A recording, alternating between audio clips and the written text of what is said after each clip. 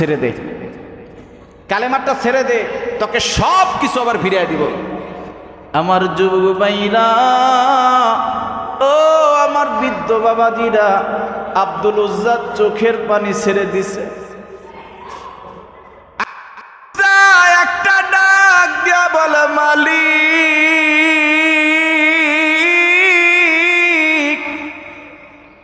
আপনি তাকায়া দেখেন গো মালিক, আমার চাচা আমার এই সতরের পোশাকটাও খুলে নিয়ে যাচ্ছে, এখন আমি কি করব আপনিই বলে দেন।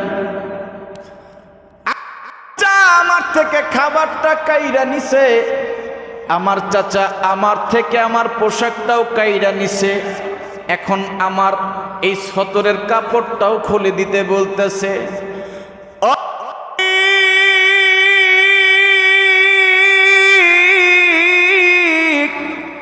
আমি যেই জবান দিয়া আপনার কালেমা পড়ছি, যেই জবান দিয়া আপনার নবীকে আমি বিশ্বাস করছি, আমি জীবনের সব কিছু দিব, এরপর আমি কালেমা ছাড়ব না গো মালিক। চাচারা একটা ডাক দিয়া বলে, চাচা আপনি সতরের পোশাকটা খুইলা দিতে বলছেন, আমার সতরের পোশাকটাও আমি খুলে দিয়ে দিলাম। আব্দুল উজ্জা এবার উলঙ্গ অবস্থায় চাচারে ডাক দিয়া বলে, চাচাজি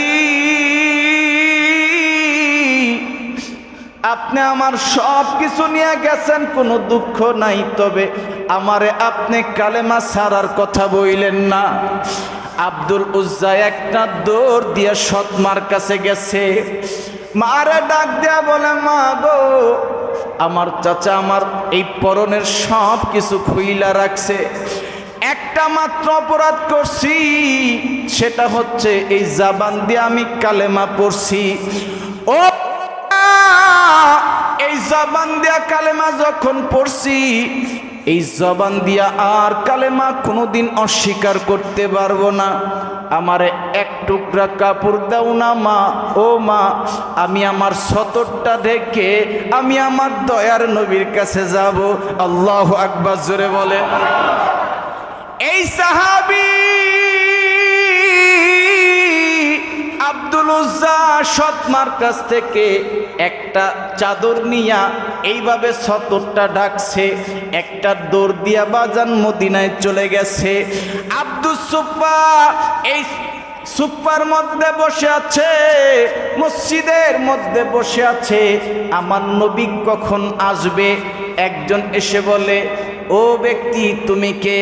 আমি নবীর জন্য বসে আছি, আমার নবী কখন আসবে? নামাজের সময় আমার নবী যখন আসছে, তুমি কে? একটা ডাক দিয়া বলে, নবী আমি আপনার প্রেমে পড়ে গেছি, এই জাবান দিয়ে আমি কালেমা পড়ছি, এই জাবান দিয়া আমি রাসূলুল্লাহ বলছি, এই জন্য আমার চাচা আমার পরনের পোশাকটাও খুলে নিছে। সর্বপ্রথম ওই মহান মালিকের দরবারে লাখ কোটি শুকরিয়া, যেই মহান মালিক আমাদের সবাইকে আল্লাহর ঘর মসজিদে আসার বসার সুযোগ করে দিয়েছেন। এই জন্য আপনারা খুশি না বেজার? আর আওয়াজ দিয়ে বলতে হবে, খুশি না বেজার?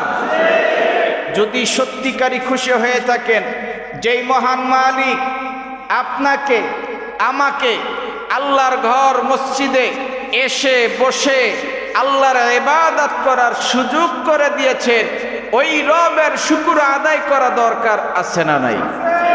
আর আওয়াজ দিয়ে বলেন, দরকার আছে না নাই? এই জন্য আমরা সকলেই আল্লাহ পাকের শুকর আদায় করি, বলি আলহামদুলিল্লাহ। আর আওয়াজ দিয়ে বলি আলহামদুলিল্লাহ। আল্লাহ আপনার এই বান্দাগুলা আপনার প্রশংসা করেছে, আপনার শুকর আদায় করেছে। ও মালিক, পৃথিবীর কোন নেতার প্রশংসা করে নাই, পৃথিবীর কোন নেতার শুকর আদায় করে নাই, আপনার শুকর আদায় করছে। যেই বান্দার জবান থেকে আপনার প্রশংসা বের হয়েছে, ও মালিক তার সবার নিয়ামতকে আপনি বৃদ্ধি করে দিয়েন। জোরে বলেন আমিন। আরো আওয়াজ দিয়ে বলেন আমিন। আমি আপনাদের সামনে ছোট্ট একটা আয়াত তেলাওয়াত করেছি। এটা সফর মাস চলতেছে। কি মাস? সফর মাস। আরবি মাসের দ্বিতীয় মাসের নাম হচ্ছে সফর মাস। প্রথম মাসের নামটা কি?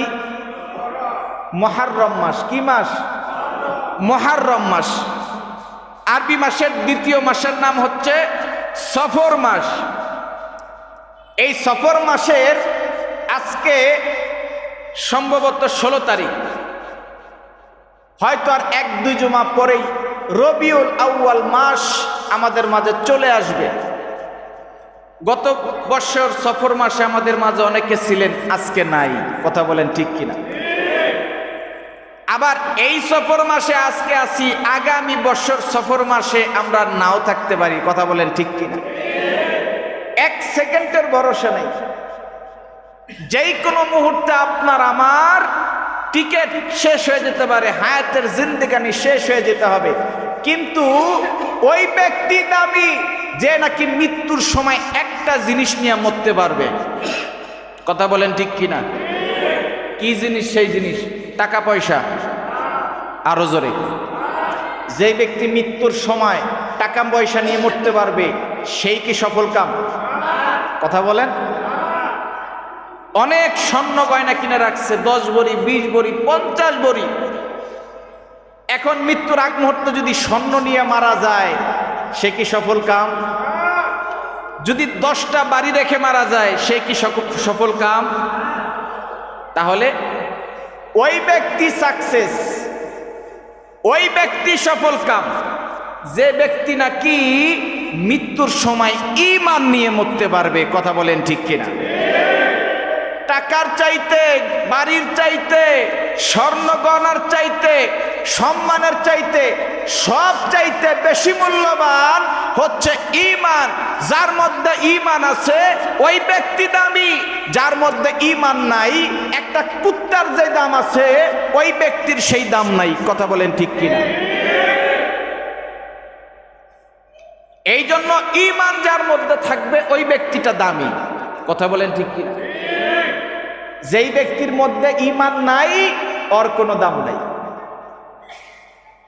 হয়তো দুনিয়ার প্রেক্ষাপটে, এই দুনিয়ার এক্সাম্পল হিসেবে আমরা দেখি যার টাকা পয়সা আছে মানুষের কাছে তার মূল্যায়ন বেশি, কিন্তু আমার আল্লাহর কাছে কি মূল্যায়ন বেশি? আমার আল্লাহর কাছে তার 1 পয়সারও দাম নাই। আমার আল্লাহর কাছে ওই ব্যক্তির দাম আছে যার অন্তরে আমার আল্লাহর ভয় আছে, যার অন্তরের মধ্যে ঈমান আছে, যেই অন্তর দিয়ে আমার আল্লাহকে ভয় পায়, তাকওয়া আছে, ওই অন্তরের দাম আমার আল্লাহর কাছে আছে। কথা বলেন ঠিক কিনা? এই জন্য আমাদের কি করতে হবে? ঈমানকে মজবুত করতে হবে। ঈমান এমন একটা দামি দৌলত, আজকে আমাদের কথায় কথায় আমরা অনেক সময় ঈমান হারা হয়ে যায়, আমরা জানিও না। ঈমান অনেক মহা দৌলতমান একটা জিনিস। সাহাবাই কেরাম, এই সাহাবাই কেরাম 13 বৎসর লাগিয়ে ঈমানকে মজবুত করেছে। কত বৎসর? কত বৎসর? 13 বৎসর লাগিয়ে ঈমানকে মজবুত করেছে এই সাহাবাই কেরাম। আপনি আমি মুসলমানের ঘরে জন্ম নিয়েছি, আপনি আমি মুসলমানের ঘরে জন্ম নিয়ে মুসলমানের নাম রেখে দাবি করি মুসলমান, আর আমি হচ্ছে ইমানদার। এটাই কি ইমানদারের সংজ্ঞা? জোরে বলেন। ইমানদারের সংজ্ঞা এটা নয়। পাক্কা মুমিন যে ব্যক্তি, সেই মূলত ইমানদার। কথা বলেন ঠিক কিনা? যেই ব্যক্তির মধ্যে আল্লাহর ভয় আছে, 5 ওয়াক্ত নামাজ পড়ে দ্বীনের উপরে চলে, নবীর সুন্নাহ যার মধ্যে আছে, ওই ব্যক্তিটাই ইমানদার। চিল্লায়া বলেন ঠিক কিনা? আব্দুল উজ্জা নবীর একজন সাহাবী, কিন্তু তিনি প্রথমে ছিলেন না। এই আব্দুল উজ্জা ইনি একদিন খাবার খাইতেছে, চাচারে বলতেছে, ও চাচা, চাচা আচ্ছা আপনি একটা কথা বলেন তো, এই মুহাম্মদ নামের ব্যক্তিটা কেমন ব্যক্তি?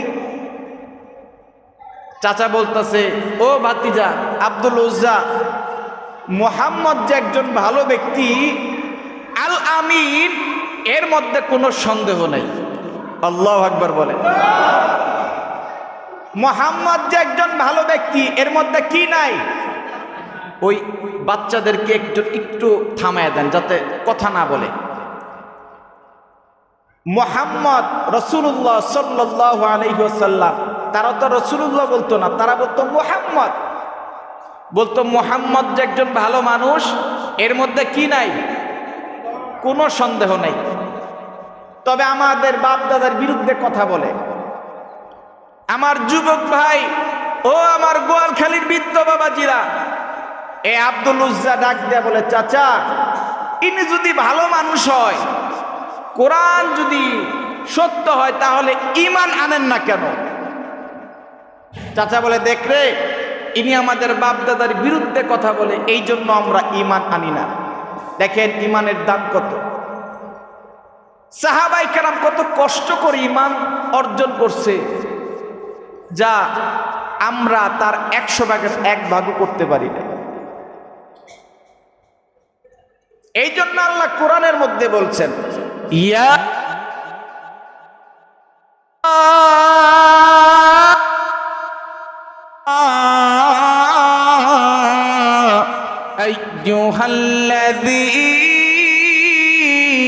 আইয়ুহাল্লাযীনা আমানুত্তাকুল্লাহ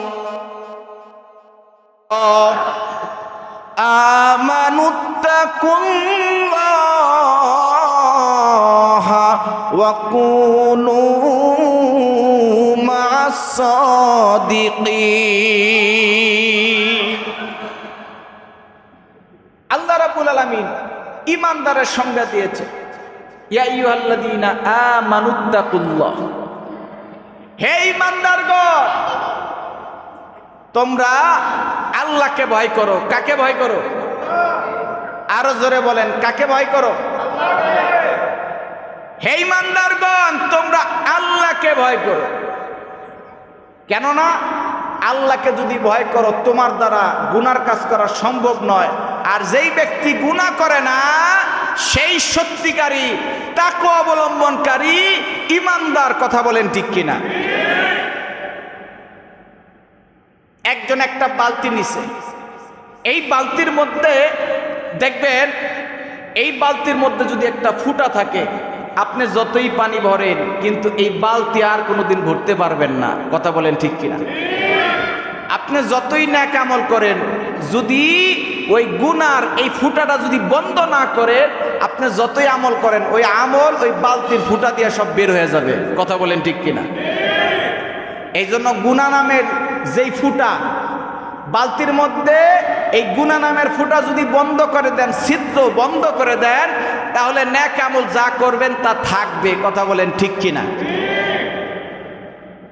আব্দুল উজ্জা ডাক দিছে, ও চাচা, এই মুহাম্মদ যদি একজন ভালো মানুষ হয়, আপনি ঈমান আনেন না কেন? আমার যুবক ভাইরা ও আমার বৃদ্ধ বাবাজিরা, আব্দুল উজ্জা ডাক দিছে, ও চাচা, আপনি কেন তার উপরে ঈমান আনেন না? চাচা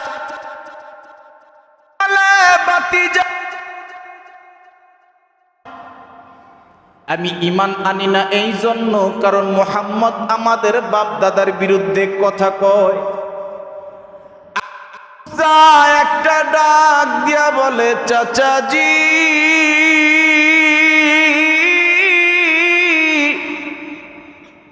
আপনি যেই মানুষটারে বলছেন সত্যবাদী, আল আমিন, ভালো মানুষ, আমি এই খাবারকে সামনে রেখে আমি আপনার সামনে কালেমা পড়ে মুসলমান হয়ে গেলাম, তার উপর ঈমান আনলাম, লা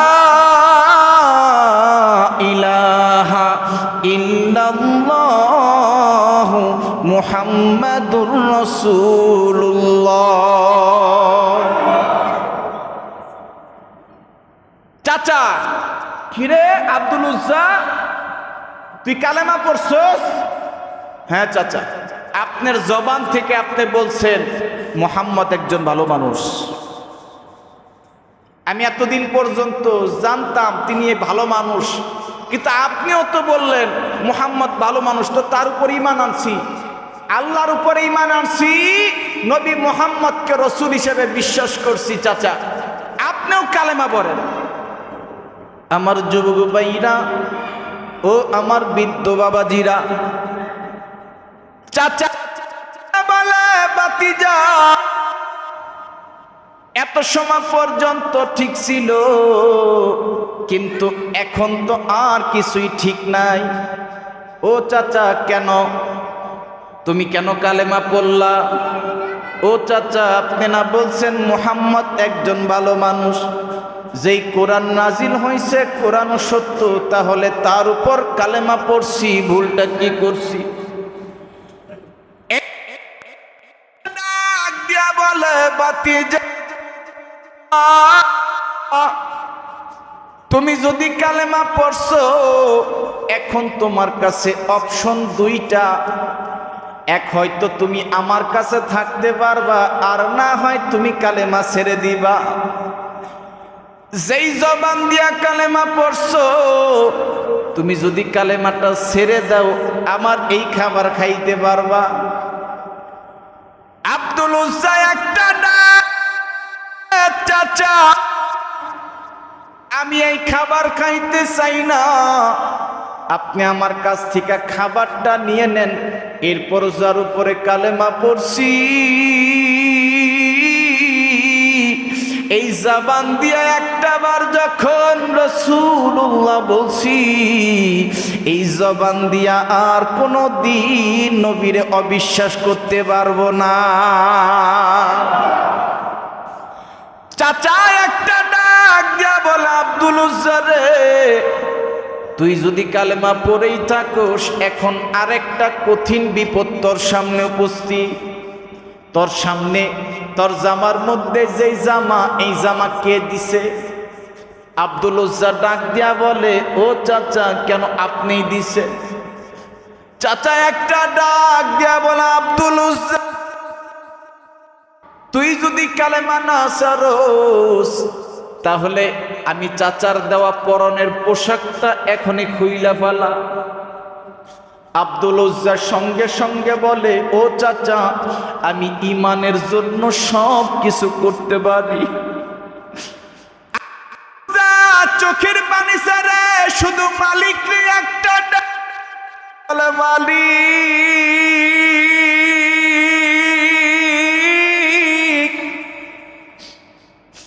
আপনি আমার চাচার দিকে তাকিয়ে দেখেন, আপনার কালেমা পড়ছি বিদায় আমার জামাটাও এখন খুলে ফেলাইয়া দিতে হবে। আমি কালেমার জন্য সব কিছু করতে পারি। আবু বকর যদি আমার নবীর জন্য পৃথিবীর সব কিছু ছাড়তে পারে, হযরত ওমর যদি এই কালেমার জন্য সব কিছু ছাড়তে পারে, আমি আব্দুল উজ্জা, ও চাচা আমার পোশাকটা আমি খুইলা দিলাম, এই খালি গায়ে আমি প্রমাণ করে দিলাম আমি আমার মালিককে সব থেকে বেশি ভালোবাসি। আব্দুল উজ্জা এই পোশাকটা তো খুলে দিছোস, ঠিক আছে, আমার মনে কোনো দুঃখ নাই, এখনো সময় আছে, কালেমাটা এখনো ছেড়ে দে। একটা ডাক দেয়া বলে, চাচাজি যেই জবান দিয়া কালেমা পড়ছি গো, এই জবান দিয়া আমি কালেমা ছাড়তে পারবো না। ও আব্দুল উজ্জা যদি কালেমা না ছাড়োস, তাহলে তোর যেই এই নাভির থেকে এই হাঁটু পর্যন্ত যেই পোশাকটা পরিহিত, এই পোশাকটাও আমি চাচা দিছি। যদি কালেমাকে এতই ভালোবাসোস, তোর যেই লুঙ্গি আছে, যেই পোশাকটা আছে নিচের সতরের পোশাকটা, এই পোশাকটাও আমি চাচার খুইলা এখনই দিয়া দে।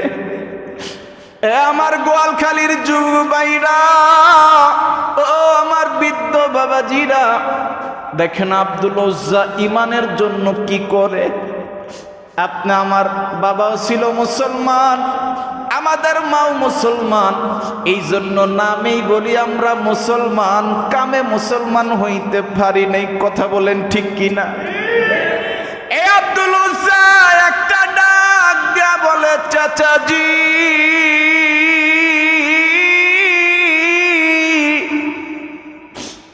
আমার এই সতর হচ্ছে নাভি থেকে হাঁটু পর্যন্ত। পুরুষের সতর কিন্তু নাভি থেকে হাঁটু পর্যন্ত। এই নাভি থেকে হাঁটু পর্যন্ত ডেকে রাখা হচ্ছে ফরজ। হাঁটুর উপরে উঠে যদি আপনার কাপড় উঠে যায় তাহলে আপনি হারাম কাজ করলেন। এই জন্যই কিন্তু ফুটবল খেলা হারাম। কথা বলেন ঠিক কিনা? খেলাধুলা করা হারাম না। আপনি বয়স 60 হয়ে গেছে, 50 হয়ে গেছে, 40 বছর হয়ে গেছে, আপনার একটু ব্যায়াম করা দরকার। 2, 4, 5 জন মিলে বলে না আমরা একটু ফুটবল খেলি, ব্যায়ামের উদ্দেশ্যে গেলি, এটা জায়েজ। তবে আপনার সতর ঠিক রাখতে হবে। কথা বলেন ঠিক কিনা? আপনি সতর ঠিক রেখে ব্যায়ামের উদ্দেশ্যে খেলাধুলা করা জায়েজ। তবে এখন যে খেলাধুলা দেখবেন এরা হাফ প্যান্ট পরে, এই যে হাঁটু থেকে এই রান দেখা যায়। কথা বলেন ঠিক কিনা? এই জন্য হারাম। এই জন্য ফুটবল খেলা হারাম। কারণ যেখানে সতর বের হয়ে আছে ফরজ তরক করছে। ফরজ তরক যারা করছে এই খেলা দেখাও হারাম, এই খেলা খেলাও হারাম। কথা বলেন ঠিক কিনা? কিন্তু যদি ফরজ তরক না করে আপনি ব্যায়ামের উদ্দেশ্যে খেলেন, যে না একটু ব্যায়ামের উদ্দেশ্যে শরীর একটু ব্যায়াম হবে, আমি একটু খেলাধুলা করি, কিন্তু আপনার সতর ঠিক আছে, সমস্যা নেই। এই জন্য অনেক ওলামায়ে কেরাম বলে, অধিকাংশ ওলামায়ে কেরাম বলে যে যেই খেলার মধ্যে সতর নাকি দেখা যায় ওই খেলা দেখাও হারাম, খেলাও হারাম। অধিকাংশ ওলামায়ে কেরাম এই কথা বলছেন। আমার দিকে তাকা, পুরুষের সতর হচ্ছে এই নাভি থেকে হাঁটু পর্যন্ত। বলেন কোন থেকে কোন পর্যন্ত? এই পর্যন্ত ডেকে রাখা কি ফরজ? কি ফরজ? আপনি অনেক সময় লুঙ্গি পরেন, এই নাভির থেকে নিচে পরেন, এই নাভিটা যদি দেখা যায়, এখানে যদি হালকা একটু দেখা যায়, এটা ফরজ তরক হবে। এই জন্য এই নাভি থেকে হাঁটু পর্যন্ত ডেকে রাখবেন। আপনার যদি গরম লাগে আপনি একটা কাজ করতে পারেন, সেটা হচ্ছে আপনি খালি গায়ে থাকেন, সমস্যা নাই, তবে এই নাভি থেকে হাঁটু পর্যন্ত যেন ঢেকে থাকে। লুঙ্গি পরা থাকবেন, আপনি প্যান্ট পরা থাকবেন, যাই পরেন, আপনি নাভি ঢেকে রাখবেন, হাঁটু নিচে ঢেকে রাখবেন, হাঁটুর উপরে যেন প্যান্ট না উঠে। আমার অনেক যুবক ভাইরা আছে যারা প্যান্ট পরে হাঁটুর উপরে, আর পরেন না, হয়তো জানতেন না, আজকে তো জানলেন। এই হাঁটুর উপরে যদি আপনি কাপড় পরেন এটা হারাম, কারণ আপনি ফরজ তরক করলেন, আর ফরজ তরক করে হারাম। এই জন্য আপনি যদি বাবা হয়ে থাকেন সন্তানরা বুঝাবেন, ও বাবা এটা ফরজ তরক হচ্ছে, তুমি 3/4 বড় প্যান্ট পরো, হাঁটুর নিচে যেই প্যান্ট ওই প্যান্ট পরো, ফরজ তরক যেন না হয়। আল্লাহ আমাদেরকে আমল করার তৌফিক দেখ। জোরে বলেন আমিন। আমার যুবক ভাইরা ও আমার বৃদ্ধ বাবাজিরা, আব্দুল উজ্জা একটা ডাক দেয়া বলে, ও চাচা আপনি আমারে বলছেন এই কাপড়টা খুলে দিতে, লুঙ্গি অথবা এই সতরের কাপড়টা আমি খুলে দিব, কিন্তু আমি যে খুলে দিব আমার লজ্জাস্থান তো দেখে ফেলবে মানুষ। একটা ডাক দেয়া বলে, আব্দুল উজ্জা এই পোশাকটাও আমি দিছি, আমি চাচার জন্য খুইলা দে, আর না হয় কালিমা ছেড়ে দে। হয় এই যে সতরের যে পোশাক, আমরা একটু জিকির করি, লা ইলাহা ইল্লাল্লাহু মুহাম্মাদুর রাসূলুল্লাহ। এই চাচা একটা ডাক দিছে, আব্দুল উজ্জা হয় এই কাপড় খুলে দিবি, আর না হয় ঈমান ছাড়বি। কি করবি সিদ্ধান্ত নে। দেখেন কেমন কঠিন পরিস্থিতি। আব্দুল উজ্জা বলতেছে, চাচা খাবার খাইতেছিলাম, সামনের থেকে খাবারটাও নিয়ে নিলেন। ও চাচা আমার গায়ের পোশাকটা খুলে দিতে বলছেন, কালেমা ছাড়ে নাই, গায়ের পোশাকটা পর্যন্ত খুলে দিছি। চাচা ও চাচা আমার এখন যে পোশাকটা আপনি চাচ্ছেন এই পোশাকটা তো আমি দিতে পারবো না। যেই পোশাকটা আপনি চাইতেছেন এই পোশাকটা দিলে আমার সতরটা বের হয়ে যাবে, ফরজ তরক হয়ে যাবে, মানুষ আমার লজ্জাস্থান দেখে ফেলবে, ও চাচা আপনার পাটা ধরি, আমার এই সতরের এই পোশাকটা আপনি নিয়েন না। চাচা বলে চোখ, হয় এই কাপড় দিবি আর না হয় কালিমা সারবি। এই যে পোশাকটা দিতে হবে না, গায়ের পোশাকটাও দিব, খাবারও দিব, তবে বিনিময় কালেমাটা ছেড়ে দে, কালেমাটা ছেড়ে দে, তোকে সব কিছু আবার ফিরিয়ে দিব। আমার যুবক ভাইরা, ও আমার বৃদ্ধ বাবাজিরা, আব্দুল উজ্জার চোখের পানি ছেড়ে দিছে। একটা ডাক দিয়া বলে মালিক,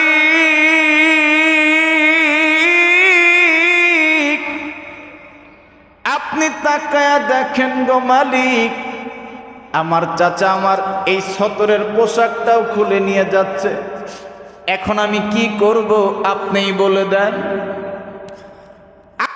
চাচা আমার থেকে খাবারটা কাইরা নিছে, আমার চাচা আমার থেকে আমার পোশাকটাও কাইরা নিছে, এখন আমার এই সতরের কাপড়টাও খুলে দিতে বলতেছে।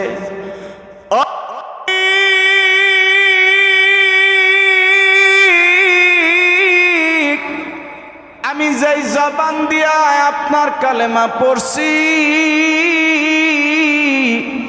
যেই জবান দিয়া আপনার নবীকে আমি বিশ্বাস করছি, আমি জীবনের সব কিছু দিব, এরপর আমি কালেমা ছাড়ব না গো মালিক।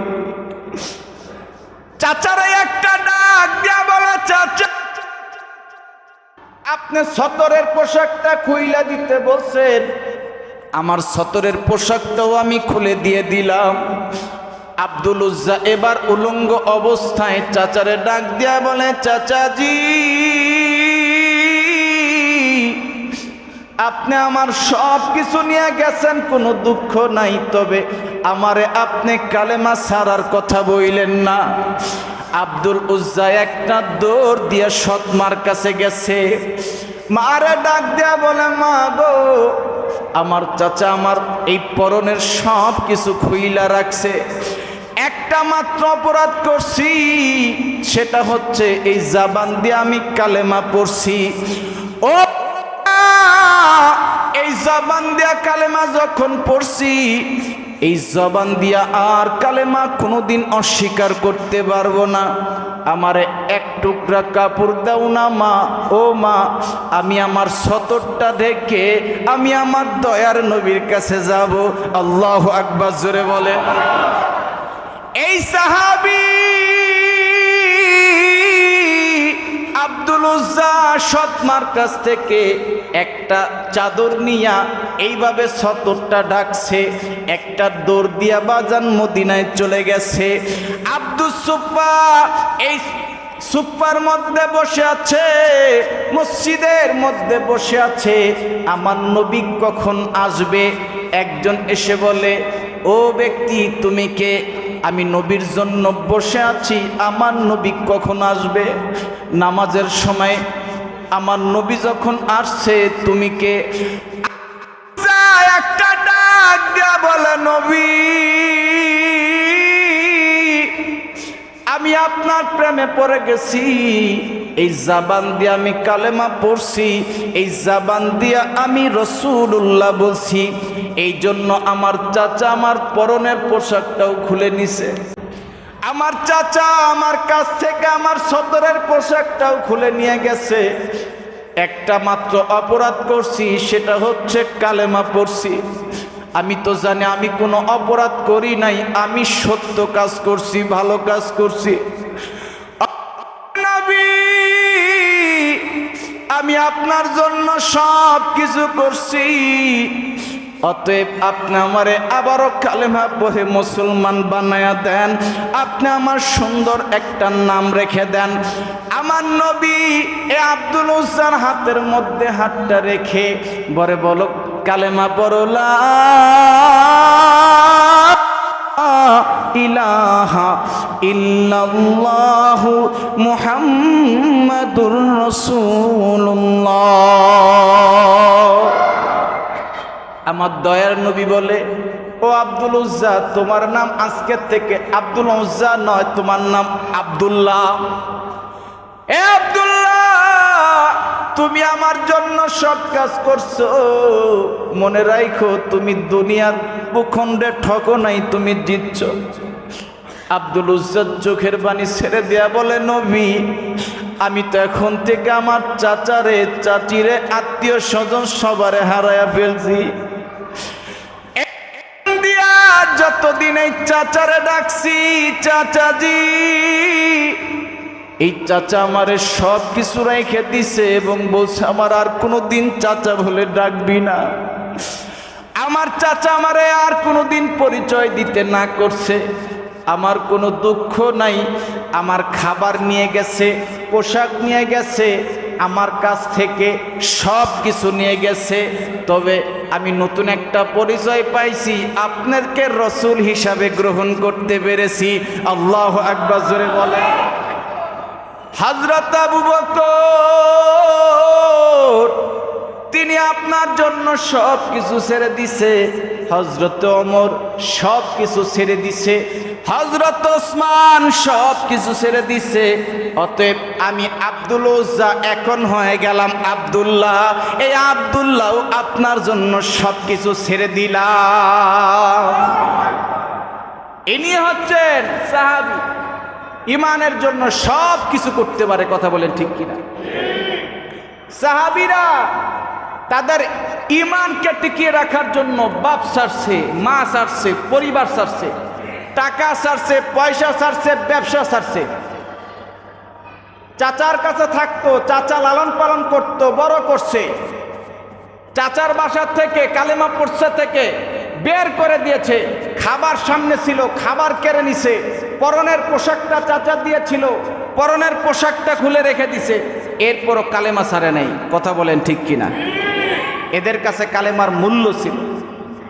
আজকে আমার বাবাও মুসলমান, আমিও মুসলমান, এই জন্য দাবি করি আমি ইমান আলী। কথা বলেন ঠিক কিনা? আরে ইমান আলী নাম থাকলে ইমান থাকে না, বরং ইমানদারের কাজ। কথা বলেন ঠিক কিনা? ইমানদারের কাজ কি?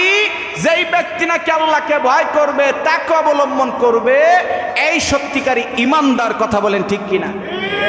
এই জন্য আল্লাহ কোরআনের মধ্যে বলেন, ইয়া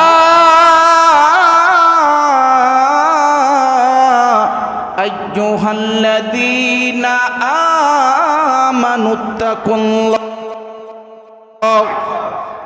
আমানুত্তাকুল্লাহা হাক্কা তুকাতিহি ওয়া লা তামুতুন্না ইল্লা ওয়া আনতুম মুসলিমুন। হে ঈমানদারগণ, তোমরা আল্লাহকে ভয় করো। হে ঈমানদারগণ, তোমরা আল্লাহকে ভয় করো। কেমন ভয়? ভয় করার মতন ভয় করো, যেমন ভয় করেছে সাহাবায়ে কেরাম। কথা বলেন ঠিক কিনা? এই জন্য সাহাবায়ে কেরামের মতন ইমানদার হতে হবে। কারণ আল্লাহ কোরআনের মধ্যে বলেছেন, আমিনু কামা আমানান নাস, তোমরা ঈমান আনো যেমনি ভাবে সাহাবায়ে কেরাম ঈমান এনেছে। আমাদের ঈমান যেন সাহাবায়ে কেরামের মতন হয়। আল্লাহকে ভয় করতে হবে সাহাবায়ে কেরাম যেইভাবে আল্লাহকে ভয় করেছেন। কথা বলেন ঠিক কিনা? এই জন্য আমরা সব সময় চেষ্টা করব যেন গুনাহ থেকে আমরা হেফাজত থাকতে পারি, গুনাহ থেকে বিরত থাকতে পারি। গুনাহ থেকে যে বিরত থাকবে সেই হচ্ছে সবথেকে বড় ঈমানদার। কথা বলেন ঠিক কিনা? আল্লাহ রাব্বুল আলামিন আমাদেরকে 5 ওয়াক্ত নামাজ পড়ার তৌফিক দেখ। জোরে বলেন আমিন, আরো জোরে বলেন আমিন। আল্লাহ আমাদেরকে মৃত্যুর সময় আল্লাহ বেঈমান বানায় আপনি কবরে নিয়েন না, বরং কালেমা পড়তে পড়তে ইমানদার হিসাবে আপনি মত দিয়েন। আল্লাহ ইমানের সাথে আমাদেরকে উত্তম একটা মৃত্যু আপনি দান করেন। জোরে কোন আমিন। হে রাব্বুল আলামিন, আজকে জুমার দিন আপনার এই আল্লাহর পাগলদেরকে সামনে নিয়ে বললাম, আল্লাহ আপনি আমাদের সবাইকে ঈমান নিয়ে বাঁচার তৌফিক দিয়েন। জোরে বলেন আমিন।